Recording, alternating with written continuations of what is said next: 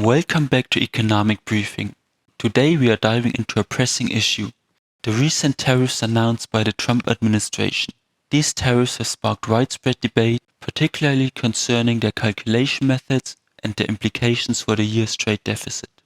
Let's break down how these tariffs are calculated and why the calculations are problematic, using the iPhone as an example. The Trump administration calculated tariffs charged to the US, including currency manipulation and trade barriers, and then applied half of it as the so-called discounted reciprocal tariff.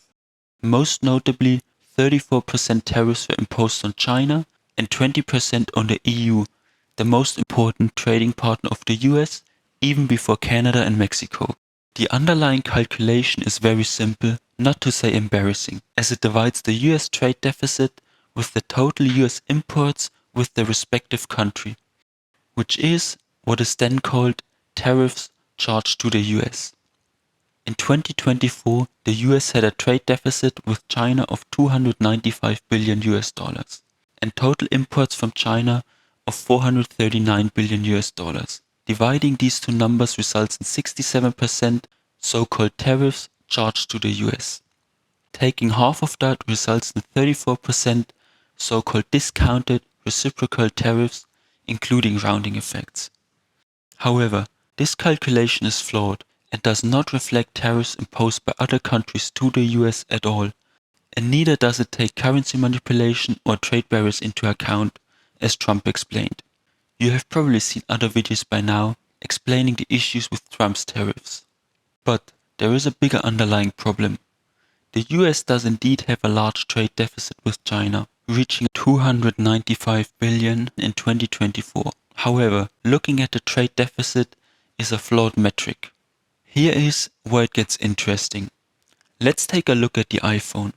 The iPhone is manufactured by Foxconn in China and then shipped to the US. Let's assume the iPhone's cost of manufacturing is $500. So, for each iPhone that is shipped to the US, the trade deficit with China increases by that amount. The issue, however, is that the iPhone, for the most part, is only assembled in China. The iPhone has a global supply chain with inputs like screens, modems, electronics, and so on, which are sourced from countries all over the world like Japan, Korea, or Germany. Many inputs are even sourced from the US itself. Therefore, most of the actual value creation of the iPhone is actually outside of China. Let's assume all those inputs sourced from all around the world have a value of $400, and the final assembly in China has an additional value creation of $100. Despite the actual Chinese value creation of only $100, the full $500 are considered as part of the trade deficit. Therefore, basing the tariff calculation on trade deficits is fundamentally flawed, since it does not reflect the actual value creation of China. Using simple trade deficits of individual countries does not account for today's highly integrated global supply chains, with value creation taking place all around the world. Overall, a sustained trade deficit can be a problem though, as it means that the US is increasing its debt year over year to finance imports. If you liked this deep dive, hit that like button, subscribe, and ring that bell for more from Economic Briefing. Thanks for watching.